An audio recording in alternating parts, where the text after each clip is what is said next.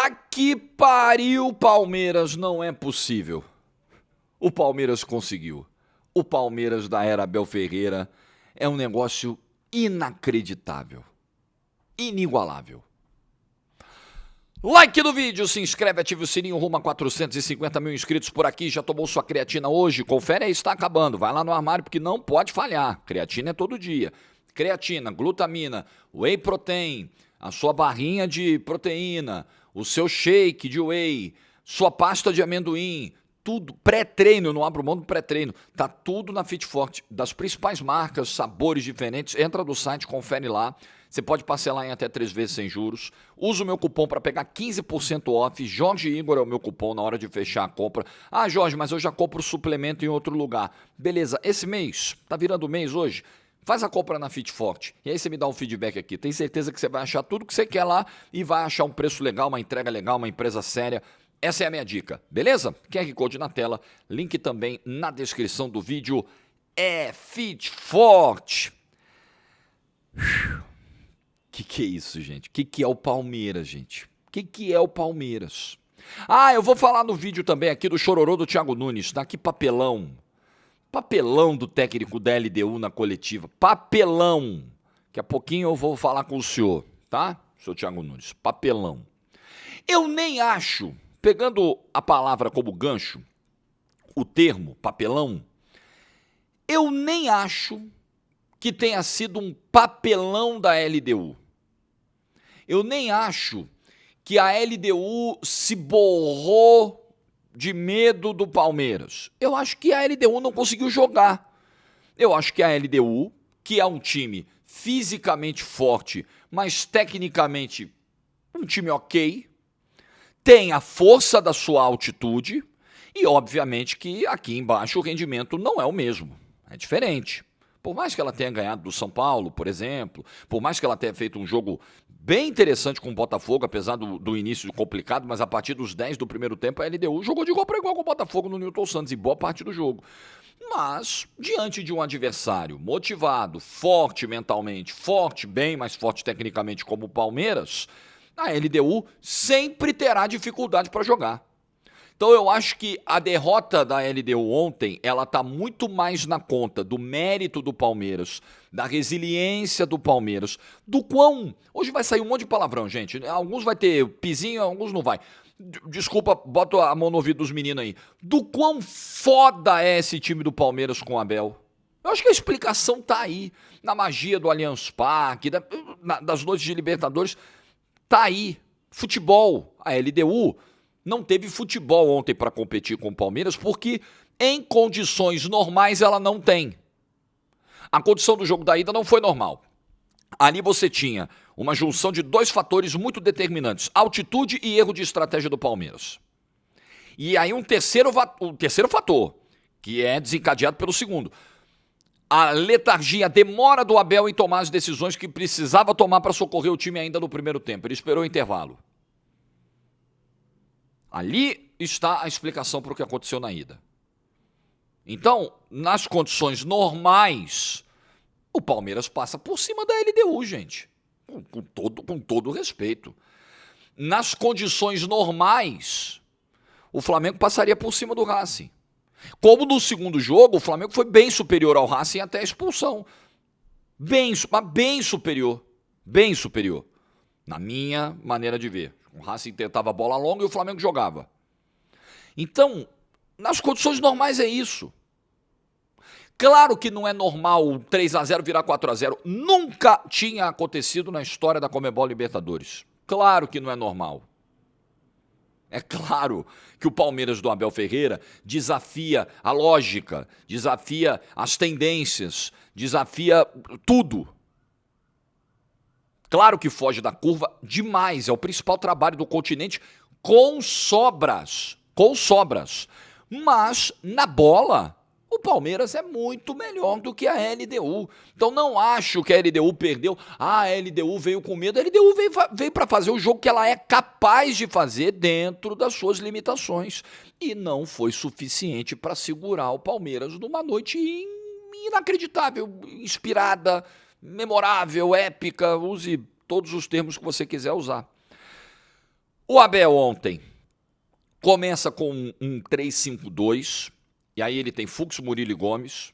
Que partida do Gomes, meu Deus do céu. O Murilo começou o jogo errático, o primeiro tempo do Murilo não foi dos melhores, depois ele foi se acertando no jogo. Bruno Fux fez uma partida muito melhor do que vinha fazendo, muito melhor, fez gol e tudo mais. E o Gomes, porra, brincadeira o que o Gomes jogou. O que o Gomes cortou de bola, o que o Gomes acertou de bote, o que o Gomes tirou de bola pelo alto, o que o Gomes brigou, o que o Gomes correu, deu carrinho, travou. Porra, mas... Nossa senhora, a partida do Gomes é um assombro. Então você tinha essa linha de 3 zagueiros, o Andréas ficava à frente dessa linha de 3 zagueiros, então na prática era só ele de volante. E aí, meu amigo, é o time indo pra frente. É o Sousa que entrou no time pra dar mais força de ataque e acaba fazendo o primeiro gol. Piquerez e Alan espetados. E porra, nós vamos ter que falar do Alan agora. Que foi a atuação do Alan ontem? Ontem é o tipo da atuação que, assim, o moleque, depois da atuação de ontem, pô, não dá pra chegar aqui e pagar menos de 60 milhões pra levar esse moleque. O dia que vierem levar, porque vão vir, né? Infelizmente a gente sabe como é a realidade do futebol brasileiro. Não tem como, sim. Chega alguém aqui, não, vou pagar 25 pelo Alan, vou pagar 30 pelo Alan. O Palmeiras tem que mostrar o dedo do meio. O Abel tem que dar uma balangada pro cara. Vai aqui, ó, chupa. Não existe. O que o Alan jogou ontem, o Alan, e é tão bonito de ver, porque o futebol, ele evoluiu em alguns aspectos, principalmente no aspecto tático, o aspecto de marcação, de ocupação de espaço, de estudo, de neutralização do adversário, né? Pressão alta. Hoje essas são chaves hoje de um jogo de futebol. E, infelizmente, um dos efeitos colaterais disso é você perder cada vez mais a inventividade, o drible, o improviso, seja por uma questão de filosofia do time que está em campo, seja por uma questão de formação que vem lá de trás. De você muitas vezes privilegiar jogadores mais fortes, menos técnicos, muitas vezes esses caras não serem estimulados na base a driblarem os seus adversários. Amigo, deu gosto de ver, sim, foi bonito de ver o Alan pegando a bola e passando pelos caras, e driblando os caras, entortando os caras, e achando espaço onde não tinha, confundindo a marcação. Foi lindo de ver. Como é raro isso cada vez mais no futebol brasileiro e como chama a nossa atenção. É igual gol de falta. Quando sai um gol de falta, você fala, nossa, porque era comum nos anos 90. Hoje é cada vez mais difícil. Porque os jogadores treinam menos, etc. Então, uma série de fatores pode explicar. A gente faz um simpósio para falar disso. Mas é uma realidade. E a partida do Alan, o lance do quarto gol, irmão, ele incorporou o Pelé, porra. Tô dizendo que ele é o novo Pelé, né, gente? Calma! Não encha o meu saco! Tô só fazendo uma brincadeira, uma ilustração. O que ele faz no lance do quarto gol é inacreditável. Eu tô pasmo até agora com o que eu vi ontem no Allianz. É inacreditável. A jogada do quarto gol é jogada assim. Eu levantei do sofá, eu falei, porra, eu soltei o palavrão, levantei do sofá, falei, meu Deus, não tem como. E aí o Veiga faz o gol, precisamos falar do Veiga. O Veiga, que não deveria ter sido escalado em Quito, por uma questão de característica, estilo, perfil, exigência do jogo, altitude. O Veiga não deveria ter sido escalado. O Veiga comprometeu o rendimento do time no primeiro jogo. Foi um dos que comprometeram. Ele não foi o único, a derrota não está toda na conta dele. Ontem o Veiga entrou muito bem. Ontem era o contexto do jogo que favorecia o Veiga naquilo que ele pode entregar hoje. Entrou se associando com o Flaco Lopes, entrou pisando na área, faz o lance do terceiro gol numa pisada, numa jogada com o Vitor Roque, cobra o pênalti com segurança, no meio do gol, faz o 4-0.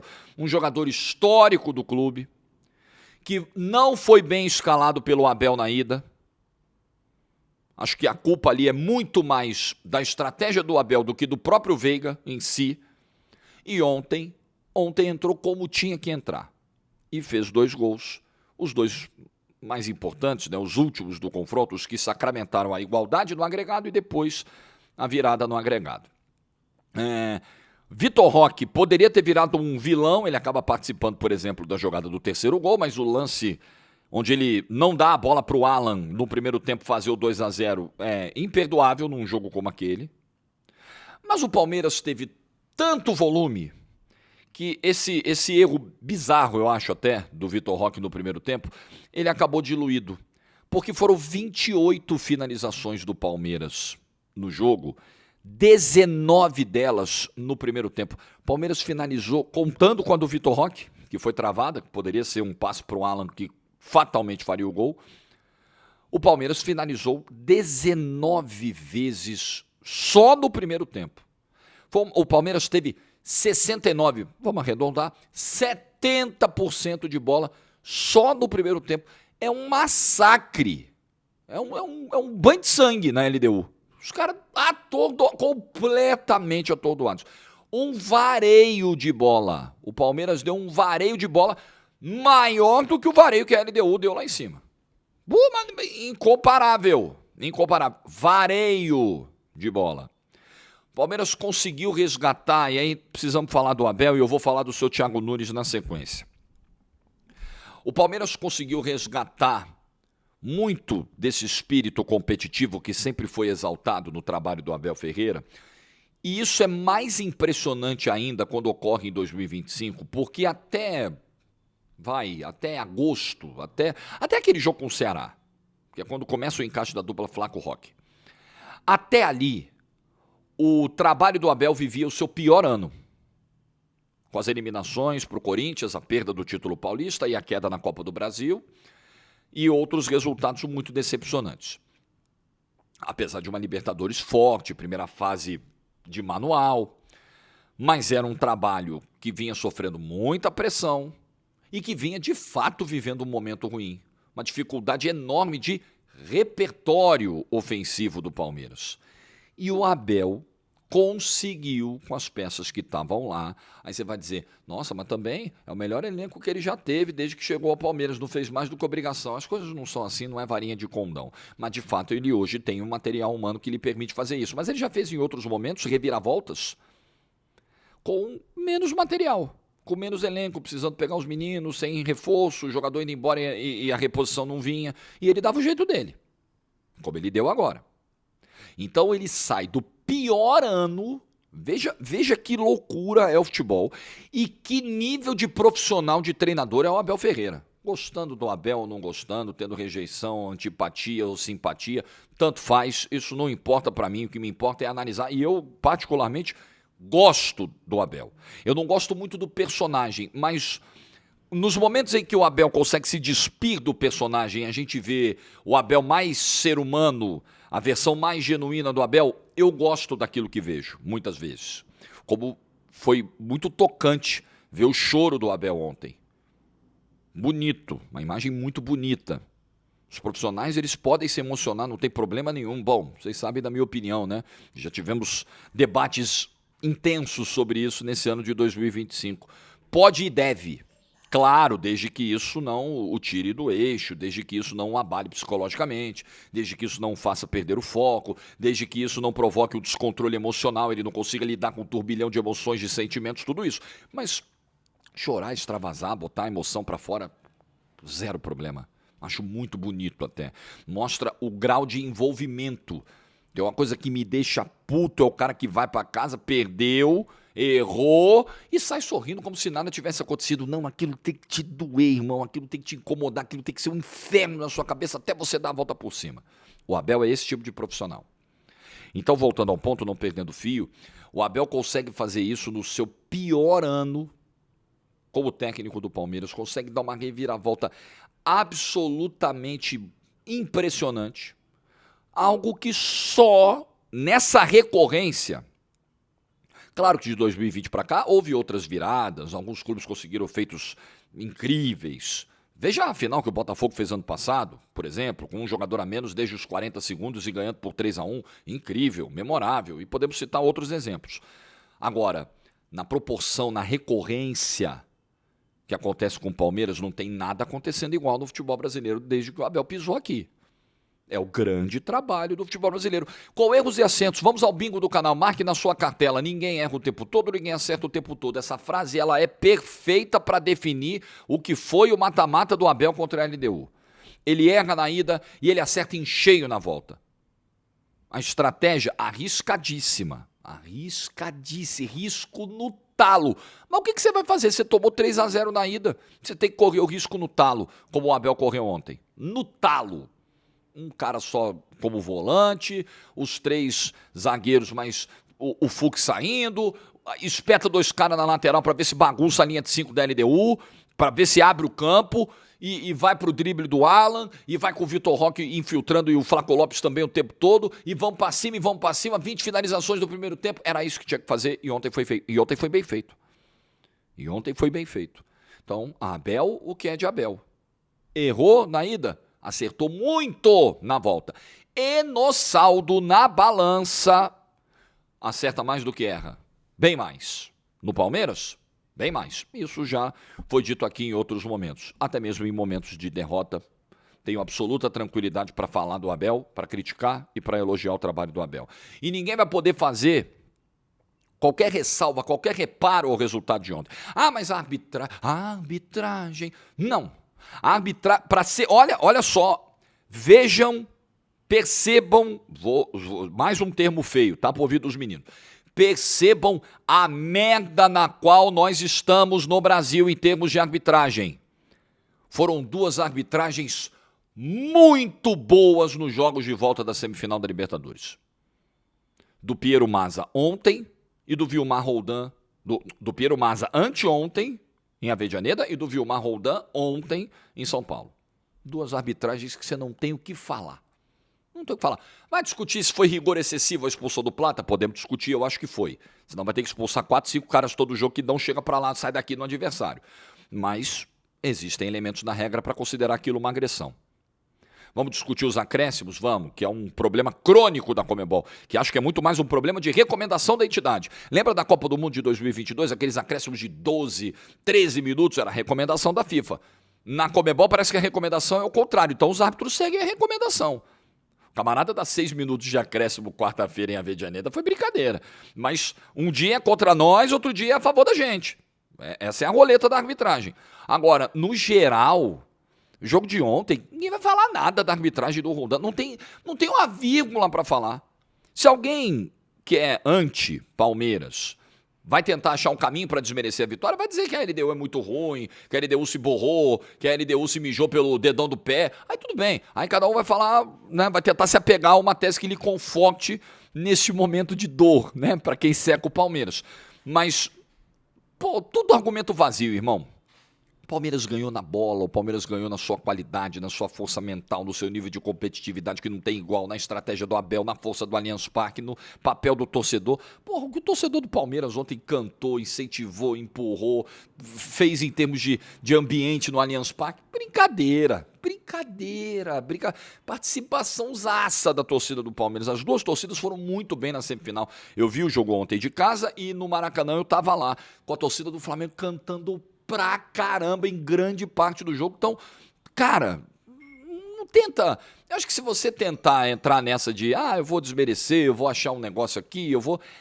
Pô, você só vai estar, sabe, perdendo tempo e passando recibo. Isso é o famoso recibão. Tem muita gente agora passando um puta de um recibo. Não, porque essa LDU... Irmão, a LDU foi primeira colocada no grupo do Flamengo da Libertadores. A LDU eliminou 2 brasileiros na campanha e meteu 3-0 no Palmeiras na ida. Desculpa, não é do nível do Palmeiras? Ninguém na América do Sul é do nível do Palmeiras e do Flamengo. Esquece. Se for assim, a gente vai desmerecer tudo. Tudo que os brasileiros fizeram na Libertadores no último ano. Ano passado, o Atlético meteu 3-0 do River Plate no primeiro jogo, igual a LDU fez. Claro, não tinha altitude. Mas meteu 3-0 no primeiro jogo. O Botafogo ano passado meteu 5 numa semifinal de Libertadores do pobre do Peñarol. Porra de Peñarol, grande porcaria o Peñarol. 5-0. Entendeu? Então, não vamos diminuir. Ninguém no continente está no nosso nível. O Boca esse ano nem na Libertadores chegou, caiu na pré. O River, o Palmeiras atropelou, o Palmeiras ganhou os 2 jogos do River. Ganhou lá dentro, voltou do Monumental de Nunes com vitória. Ganhou o primeiro jogo, ganhou o segundo. E por aí você pode citar todos os outros. Ninguém tá no nível do Palmeiras e do Flamengo. Então não vamos desmerecer o que eles conseguem. Porque eles são os melhores trabalhos do continente. Mas com dinheiro é fácil, não é assim tão automático não. Claro que facilita, é muito mais difícil fazer futebol sem dinheiro do que com dinheiro. Mas quantas vezes o Flamengo já teve dinheiro pra caramba e fazia cagada e não gastava direito? O Palmeiras, quantas vezes? Então, chegam na final, daqui a pouco eu vou falar do seu Thiago Nunes. Chegam na final os dois melhores trabalhos disparadamente do futebol brasileiro. De organização, de estrutura, de receita, trabalhos de campo. Para mim, o trabalho do Abel é o principal trabalho do futebol brasileiro desde que ele pisou aqui. E o trabalho do Felipe Luiz é um trabalharaço. Ele, com 1 ano de trabalho, já é campeão da Copa do Brasil, campeão carioca, campeão da Supercopa do Brasil. Não sei se eu estou esquecendo mais algum título aí, devo estar. Semifinalista, agora finalista da Libertadores, brigando pelo título brasileiro. O time dele não tomou gols em mais de 56% dos jogos que disputou.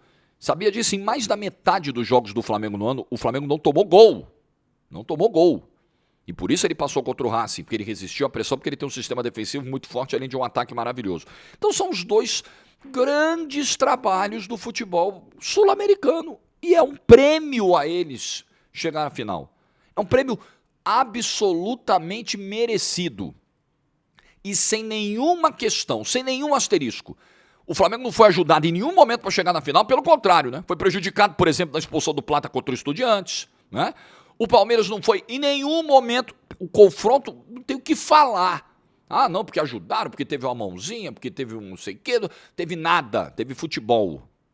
Teve uma campanha do Palmeiras que é muito forte na Libertadores, desde que a Libertadores começou. A primeira fase assim, ó, nadando de braçada. Ah, mas também com esse grupo? Pois é, outros se complicaram com grupos fáceis.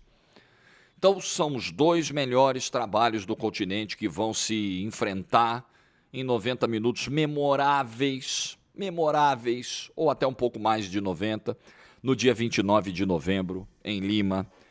E a GETV vai estar lá e eu quero falar disso também. Mas antes, eu vou falar do seu Thiago Nunes. Estou lendo aqui a matéria do GE. Thiago Nunes diz que a LDU sofreu com o gramado do Allianz Parque. Parece pátio de colégio. Então vou ler direitinho o que disse o Thiago Nunes. Abre aspas. Não conseguimos fazer um jogo bom tecnicamente. Estamos em um campo difícil de jogar. Um campo sintético que parece um pátio de colégio. Muito rápido, a bola está sempre viva. Complicado para quem não está acostumado a esse ritmo de jogo. E acabamos sendo superados taticamente nos duelos. Mas que curioso, fecha aspas. Mas que curioso, o Thiago Nunes, curioso porque a condição em Quito, ela é uma condição adversa também. Porque ele diz aqui, nós estávamos num campo difícil, complicado para quem não está acostumado. É complicado jogar na altitude também, Thiago Nunes. Muito complicado. Terrível jogar na altitude. É outro esporte. E aí você não... Obviamente, num momento em que você faz 3-0 na altitude, numa semifinal de Libertadores, você não vai destacar essa enorme vantagem que vocês têm jogando aí em cima. E eu não sou da tese de que não pode jogar na altitude, não. Enquanto ninguém me comprovar com um consenso médico de que é proibido jogar lá, vai matar quem jogar lá, tem que jogar porque é a casa dos caras. Você joga onde você nasceu, onde você vive. Agora, não vem com essa. E outra, fica muito feio quando a gente lembra que o Thiago Nunes foi técnico do Atlético Paranaense, campeão do Atlético Paranaense, jogando com gramado sintético e defendendo o gramado sintético em 2019. As aspas estão aí circulando em tudo que é lugar. Aí agora o Thiago Nunes vem meter essa, sabe? Pô, preguiça, professor. Preguiça. Papelão. Fecha a casinha. Perdemos e beleza. Não perdeu pelo gramado.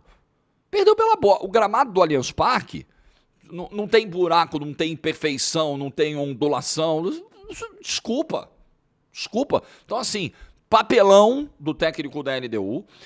Também faz uma crítica ao Abel. Tem um momento que ele diz assim, abre aspas, acho que o Palmeiras no primeiro jogo foi no oba-oba. O Abel falou do 33, do jogador que fez o gol. Nem conhecia o nome dos caras. Então a gente tem certeza que o Palmeiras não respeitou como deveria respeitar no primeiro jogo e a gente fez um placar justo de 3-0. Fecha aspas. Thiago Nunes, desculpa, vai dormir. Sabe, imaginar que um técnico do porte do Abel Ferreira não estudou o adversário, eu acho que ele errou na estratégia. Só porque ele falou, o 33, muitas vezes os treinadores também se referem aos adversários dessa forma. O 33, o 10, o 5, o lateral deles, o ponta deles.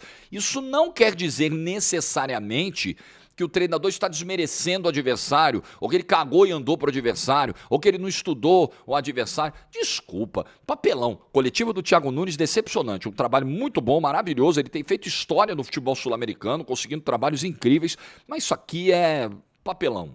Então a gente pode dizer, seguindo a tua lógica, ô Thiago Nunes, porque o cara que tomou 3-0 no primeiro jogo foi no Oba-Oba. A gente pode dizer então que a LDU veio para São Paulo no Oba-Oba também, porque fez 3-0 no primeiro jogo. Eu posso seguir a mesma lógica. Quando a gente faz, é como eu sempre estimulo você a fazer aqui no canal, quando a gente se propõe a fazer um exercício básico, trivial, de lógica, muitas teses não param de pé. E a gente consegue perceber as incongruências. Então, desculpa, Thiago Nunes. Isso aqui que você fez é papelão, é feio. Um cara do teu tamanho, do teu porte, não precisava se comportar desse jeito na entrevista coletiva. Fecha a casinha, desmerece e fala, é isso aí, os caras são bons mesmo. A gente fez o que pôde, a gente foi no nosso limite. A gente foi primeiro colocado do grupo, a gente eliminou 2 brasileiros, eliminamos o atual campeão da competição, fizemos 3-0 na ida, mas hoje não deu e vambora e bola pra frente. É isso que tinha que ser o discurso do Thiago Nunes. Não esse papelão aqui. Dia 29 de novembro. Estaremos em Lima, pela GETV, com a final da Libertadores, com uma das maiores finais de todos os tempos da Libertadores.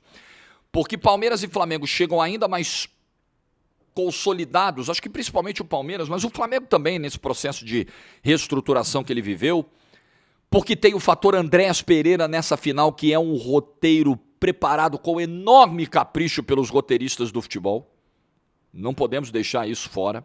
Uma possibilidade de revanche ou uma possibilidade de uma nova vitória do Palmeiras tentando se afirmar como a principal força do futebol brasileiro diante do Flamengo. São muitos os componentes, uma rivalidade cada vez maior entre Flamengo e Palmeiras. O maior rival do Palmeiras é o Corinthians, depois vem o São Paulo, hoje eu acho que vem o Flamengo depois. O Santos está lá para trás. Então é a maior rivalidade hoje nacional que temos dentro do futebol brasileiro. Temperada por polêmicas envolvendo arbitragens, declarações, pressões no ambiente do Campeonato Brasileiro, mas na Libertadores é totalmente diferente, é engraçado, né? É engraçado, o clima é totalmente diferente, totalmente. Mas enfim, uma final mágica, a primeira final de Libertadores da história da GETV. A gente vai para essa final com quase 3 meses no ar, né? Porque a gente entrou do dia 4 de setembro e a final vai ser um pouquinho antes do dia 4 de dezembro, quando a gente vai completar 3 meses. E a gente já recebe um presente como esse, porque aí, agora falando do meu lado profissional, e como eu sempre digo para você, eu torço pelo meu trabalho. Claro que eu tenho um clube, tenho até mais de um, como você sabe. Claro que eu também torço, sofro, fico puto, mando mensagem pro meu filho desabafa, eu desabafo com ele, a gente fica lá resmungando, boto camisa na minha filha, boto camisa na Carolina, compro camisa pra ela, boto o nome dela na camisa, eu adoro, vou pra arquibancada, desço a serra, eu adoro. Mas antes, hoje, e cada vez mais, eu penso na minha família, eu penso no meu trabalho, eu penso na minha carreira. Então, é óbvio que uma final Palmeiras e Flamengo, para nós, profissionais da imprensa brasileira, principalmente para nós que somos detentores de direitos, nós vamos fazer o jogo na GETV, é claro que é a melhor final possível. Em termos de resultado, visibilidade, audiência, visibilidade para as marcas, para todo mundo. Para todo mundo. Então, eu penso no meu trabalho. E ontem, eu vou confessar a você que depois que baixou um pouco a adrenalina do jogo, que eu tava extasiado, eu ia no quarto, a Paola não estava comigo na sala, eu ia no quarto, 3-0, pênalti, vai fazer o 4-0, vai virar. Aí baixou um pouco essa fervura, aí eu fui começando a ver algumas coisas em retrospectiva, coisas recentes que ocorreram na minha carreira e que você sabe, eu não preciso voltar nelas. E aí foi caindo uma ficha assim de como, nesse caso também, o roteirista, que é Papai do Céu, foi caprichoso nos detalhes, foi cuidadoso nos detalhes e colocou no meu caminho, no caminho da equipe da GETV, um dos maiores jogos da história do futebol sul-americano, que vai ser a final do dia 29 de novembro. Então só tenho a agradecer. Eu me abracei aqui com a Paola, festejando para nós o que vai ser um momento grandioso na carreira.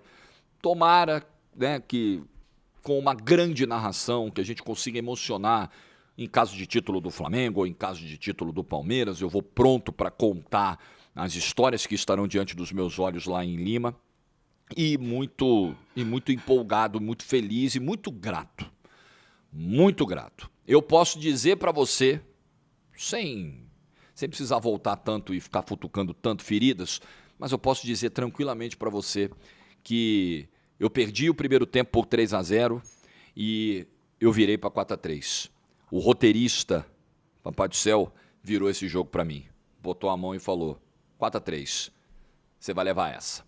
E nós estaremos lá no dia 29 de novembro, já vamos chegar uns dias antes, né? Em Lima, todo o time da GTV, estamos preparando uma cobertura mega. Ontem a gente estava brincando no grupo da GTV, vamos abrir amanhã um pré-jogo? Já vamos começar na sexta-feira o pré-jogo? Um mês de pré-jogo? Olha que merecia, hein? Uma final desse tamanho, olha, eu acho que merecia. Palmeiras e Flamengo, dia 29 de novembro, na GTV. Ao vivo, com imagens e de graça. Estaremos lá. Parabéns, torcedor do Palmeiras. Saborei a sua vitória, que foi mágica, que foi épica, que foi inacreditável. Like do vídeo se você ficou até o final. Juízo. Tchau.